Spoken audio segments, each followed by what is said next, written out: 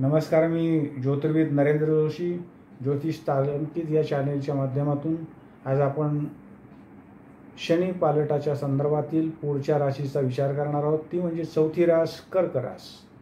29 मार्च 2025 रोजी जो शनी पालट होणार आहे.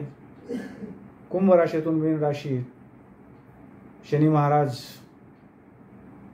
प्रवेश करतायत रात्री 9:42 वाजता आणि मकर राशीची 7:30 संपते. तर कुंभ, मीन आणि मेष या राशीची 7:30 राहणार आहेत. एकंदरीतच मेष राशीला 7.5 वर्ष, तर मीन राशीला 5 वर्ष आणि कुंभ राशीचा शेवटचा टप्पा हा शिल्लक राहिलेला आहे. तर धनु, सिंह आणि मेष यांना अनुक्रमे 4, 8 आणि 12 म्हणजे धनुराशीला 4था, सिंह राशीला 8वा, तर मेष राशीला 12वा शनी आहे.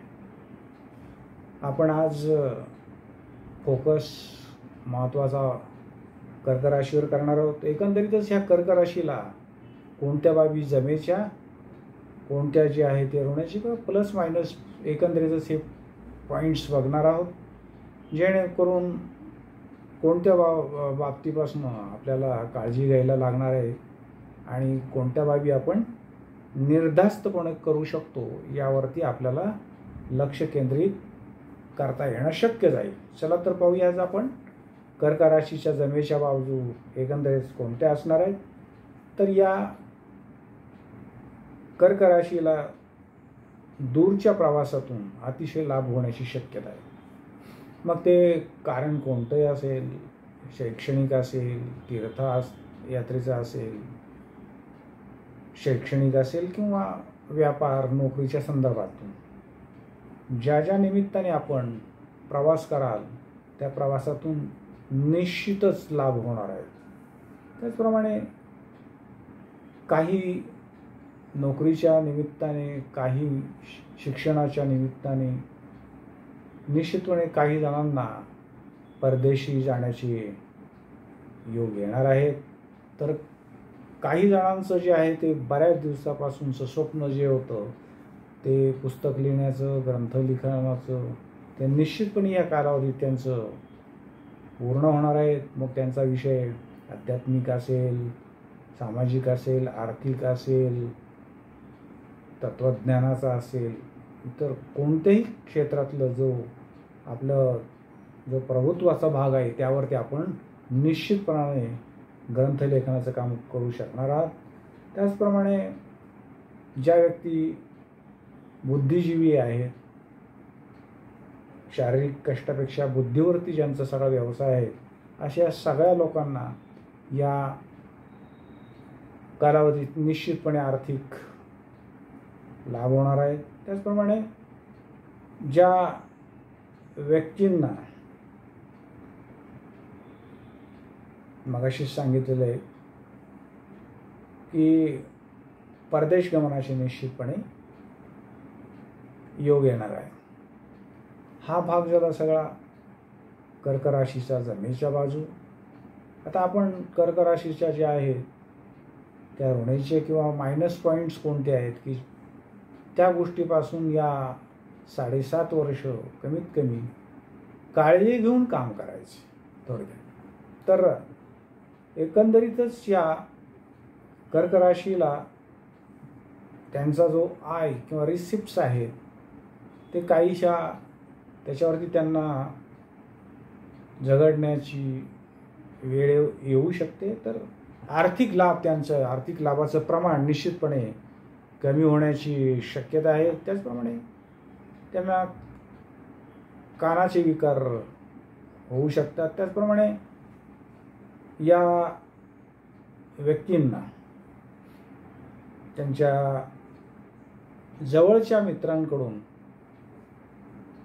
खास करून ते ज्यांना ओळखतायत अशा व्यक्तींच्याकडनं त्यांना नुकसान होऊ शकतो. यापासून त्यांनी खबरदारी घ्यायची, काळजीपूर्वक थोडक्यात काम करायचं. त्याचप्रमाणे जवळच्या प्रवासात मग कामानिमित्त असेल कोणत्याही कारणामुळे प्रवासाच्या दरम्यान काहीतरी त्यांना हरवण्याची म्हणा, काही घटना घडण्याची म्हणा निश्चित शक्यता असते. तर ज्या व्यक्ती थोडक्यात ज्यांचा संपर्क दाट जनतेशी येतो, लोकांशी येतोय, जमावाशी येतोय, अशा या जनसंपर्कातून त्यांना या त्रास होण्याची शक्यता आहे. तर काहींना कागदपत्राच्या संदर्भातली मनस्ताप होण्याची शक्यता आहे. त्याचप्रमाणे त्यांची जी शैली आहे त्यांच्या शैलीमुळं त्यांना त्रास होऊ शकतो. बऱ्याच जणांना आहे की आपल्या स्वतःच्या भावंडांच्यामुळं काही त्रास होऊ शकतो. तर काही जणांना खांद्याचे विकार, तर काहींना हाताचे विकार, तर काही कानाचे विकार होऊ शकतात. त्याचप्रमाणे कर्क राशीच्या व्यक्तींनी त्यांच्या हितशत्रूपासून, त्यांचे व्यावसायिक कॉम्पिटिटर्स असतील, त्यांच्यापासून त्यांनी सावधगिरी बाळगायची जास्त गरज आहे. त्याचप्रमाणे जर आपल्याकडे काही नोकर चाकर असतील तर त्या नोकर चाकर यांच्यापासून सावधानता, सावधगिरी, काळजी घेऊन गोष्टी करण्याच्या बाबी आहेत.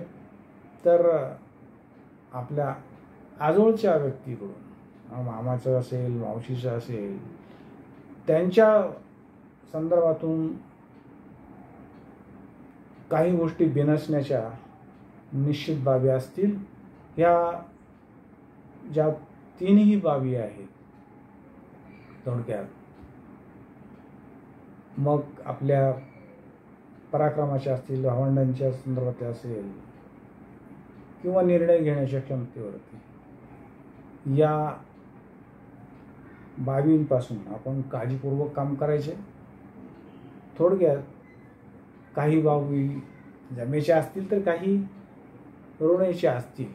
ज्या बाबी ऋणेच्या आहेत त्या फक्त आपण कोणत्याही कायद्याची चौकट न मोडता काम केलं, सतत काम केलं, अविरत काम केलं, काळ काम वेग सांभाळला, शिस्त पाळली, कोणतंही काम चुकीचं जर केलं नाही तर निश्चितपणे कर्मदाता दंडनायक असे ते शनी महाराज आहेत, ते जे चुकीचं करतात त्यांना शासन करतात, जे योग्य दिशेने जात आहेत त्यांना ते निश्चितपणाने उलट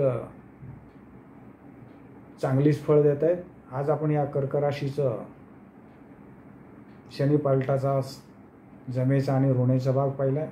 आपण जर नव्यानेच आमचं हे चॅनेल पाहत असाल तर आपण सबस्क्राईब करा, लाईक करा, शेअर करा, जेणेकरून आमचे येणारे व्हिडिओ आपल्यापर्यंत पोहोचतील. असं पहा. पुढच्या व्हिडिओच्या वेळी पाहू. तोपर्यंत धन्यवाद. श्री स्वामी समर्थ.